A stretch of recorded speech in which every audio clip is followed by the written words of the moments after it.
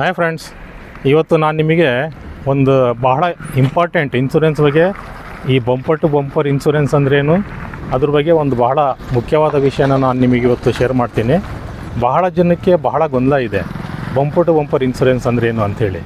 ಈ bumper to bumper ಇನ್ಶೂರೆನ್ಸ್ನ ಕೆಲವೊಂದು insurance company ನಿಲ್ depreciation policy ಅಂತ ಹೇಳ್ತಾರೆ, ಕೆಲವೊಂದು insurance company zero depreciation policy ಅಂತಾರೆ, ಕೆಲವೊಂದು insurance company enhancement cover policy ಅಂತಲೂ ಹೇಳ್ತಾರೆ. ಈ ಬಂಪರ್ ಟು ಬಂಪರ್ ಇನ್ಶೂರೆನ್ಸ್ ಅಂದರೆ ಏನು ಅನ್ನೋದನ್ನ ನಾನು ನಿಮಗೆ ಇವತ್ತು ಬಹಳ ವಿವರವಾಗಿ ಹೇಳ್ತೇನೆ. ಬಂಪರ್ ಅಂತ ಹೇಳಿದರೆ ಇದು ಬಂಪರ್, ಕಾರಿನ ಬಂಪರ್. ಈ ಬಂಪರಿಂದ ಹಿಂದ್ಗಡೆ ಬಂಪರಿಂದ ಈ ಮುಂದ್ಗಡೆ ಬಂಪರ್ ತನಕ ಏನೇ ಇನ್ಶೂರೆನ್ಸ್ ಪೀರಿಯಡಲ್ಲಿ ಏನೇ ಡ್ಯಾಮೇಜ್ ಆದ್ರೂ, ಅಂದರೆ ಯಾವುದೇ ಆಕ್ಸಿಡೆಂಟಲ್ ಡ್ಯಾಮೇಜ್ ಇರಲಿ, ಫ್ರಂಟ್ ಬಂಪರಿಂದ ರೇರ್ ಬಂಪರ್ ತನಕ ಅದನ್ನೆಲ್ಲ ಇನ್ಶೂರೆನ್ಸ್ ಕಂಪ್ನಿ ಕೊಡಬೇಕಂತ ಇರುತ್ತೆ.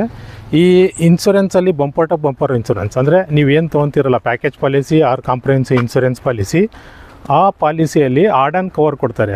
ಅದು add on cover nil depreciation, ಇಲ್ಲ ಝೀರೋ ಡಿಪ್ರಿಸಿಯೇಷನು, ಇಲ್ಲ ಎನ್ಹೆನ್ಸ್ಮೆಂಟ್ ಕವರ್ ಅಂತ ಇರುತ್ತೆ. ಅದನ್ನು ಬಂಪರ್ ಟು ಬಂಪರ್ ಇನ್ಶೂರೆನ್ಸ್ ಅಂತ ಹೇಳ್ತೀವಿ.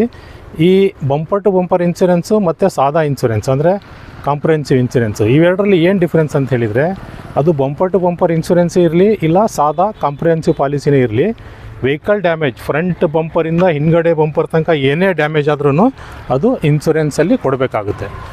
ಅಂದರೆ ಆಕ್ಸಿಡೆಂಟಲ್ ಡ್ಯಾಮೇಜ್ ಏನೇ ಇರಲಿ ಅದನ್ನು ಇನ್ಶೂರೆನ್ಸ್ ಪಾಲಿಸಿಯಲ್ಲಿ ಕವರ್ ಮಾಡಬೇಕಾಗುತ್ತೆ, ಇನ್ಶೂರೆನ್ಸ್ ಕಂಪ್ನಿ ಕೊಡಬೇಕಾಗುತ್ತೆ.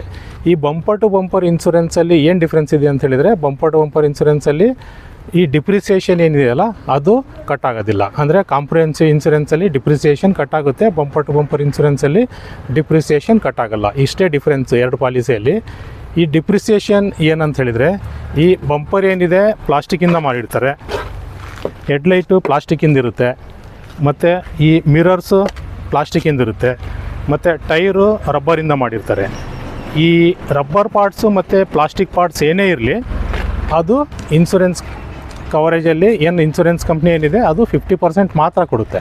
ಏನೇ ಡ್ಯಾಮೇಜ್ ಆದರೂ ಆಕ್ಸಿಡೆಂಟಲ್ಲಿ ಇನ್ಶೂರೆನ್ಸ್ ಕಂಪ್ನಿಯವರು 50% ಮಾತ್ರ ಕೊಡ್ತಾರೆ, ಬಾಕಿ 50% ನೀವು ಕೈಯಿಂದ ಹಾಕಬೇಕಾಗುತ್ತೆ.